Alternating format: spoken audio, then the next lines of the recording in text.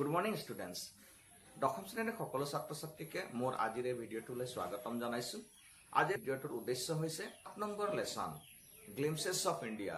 তাত তিনিটা ভাগ আছে, এ বেকাৰ ফ্ৰম গোৱা, কুৰ্গ আৰু টি ফ্ৰম আছাম। এই আটাইকেইটা লেছনৰে এক্সট্ৰা কুৱেশ্যনছ, সেই এক্সট্ৰা কুৱেশ্যনছসমূহ আমি কৰিবলৈ আহি থকা পৰীক্ষাত যথেষ্ট সহায়ক হ'ব বুলি মই ভাবোঁ। গতিকে তোমালোকে ভিডিঅ'টো স্কিপ নকৰা কৰি সম্পূৰ্ণ ভিডিঅ'টো চাবা। আৰু এতিয়া আমি বেকাৰ ফ্ৰম গোৱা এই পাৰ্টৰ প্ৰশ্ন উত্তৰসমূহ আলোচনা কৰোঁ। এ বেকাৰ ফ্ৰম গোৱা এক্সট্ৰা কুৱেশ্যনছ। 1 নম্বৰটো হৈছে হু বট দ্য লভছ পাউৰুটি চাম পাস্কাইন অৰ বাস্টাইন the maid servant of the house but the loaves. 2 number কুৱেশ্যনটো How did the baker made his musical entry? বেকাৰজনে তেওঁৰ সংগীতময় প্ৰৱেশ কেনেকৈ কৰিছিল? He made his musical entry with the jhang jhang sound of his specially made bamboo staff. বৰাত আছে How would the baker greet the lady of the house? ঘৰৰ মহিলাসকলক বেকাৰজনে কেনেদৰে সম্ভাষণ জনাইছিল? The baker would greet her with good morning. 4 নম্বৰৰ extra কুৱেশ্যনটো হৈছে Who never brushed his teeth? যেটো tiger never brushed his teeth. বাঘে কেতিয়াও দাঁত ব্ৰাছ কৰা নাছিল। এইটো পাঠটোৰ মতে। 5 নম্বৰৰ How important is a baker for a village?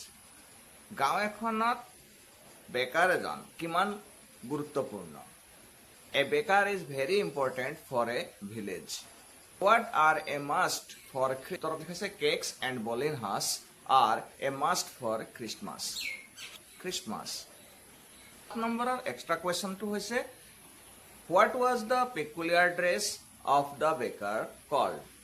বেকাৰজনে পিন্ধা সেই বিশেষ ড্ৰেছযোৰ কি বুলি জনা যায় বা কোৱা হয়?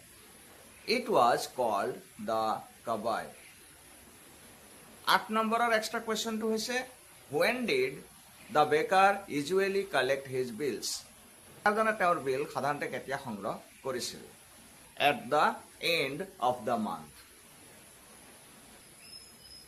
9 নম্বৰৰ প্ৰশ্নটো হৈছে Where were the monthly accounts recorded? Monthly বা মাহৰ যি হিচাপ আছিলে কত ৰখা হৈছিল? They were recorded on a wall in pencil. 10 নম্বৰৰ প্ৰশ্ন How many times did the baker visit the village in a day? এদিনত বেকাৰজনে কেইবাৰ গাঁওখনত আহিছিল? At least twice a day. 11 নম্বৰৰ প্ৰশ্ন Which leaf was used to brush the teeth? দাঁত মাজিবলৈ কি পাতৰ ব্যৱহাৰ কৰা হৈছিল? Answer mango leaf. 12 নম্বৰৰ প্ৰশ্ন Which animal mentioned in the lesson never brushed its teeth? পাঠত উল্লেখ থকা কোনটো জন্তুৱে ব্ৰাছ কৰা নাছিল? উত্তৰ হৈছে the tiger. 13 নম্বৰৰ প্ৰশ্ন How many times did the baker visit the village in a day? এদিনত দিনটোত বেকাৰজনে কেইবাৰ গাঁওখনলৈ আহিছিল বা ভিজিট কৰিছিল? উত্তৰ হৈছে at least twice a day. এদিনত কমেও দুবাৰ।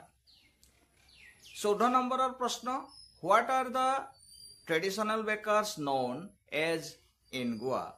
গোৱাত পৰম্পৰাগত বেকাৰসকলক কি বুলি জনা যায়? উত্তৰ লিখা হৈছে They are known as Paddar in Goa. আৰু শেষৰটো প্ৰশ্ন হৈছে What is the name of the sweet bread mentioned in the lesson? পাঠটোত উল্লেখ থকা sweet bread মিঠা পাউৰুটিটোৰ নাম কি আছিল? উত্তৰ হৈছে The sweet bread is called as the ball. বল বুলি কোৱা হয় বা জনা যায়।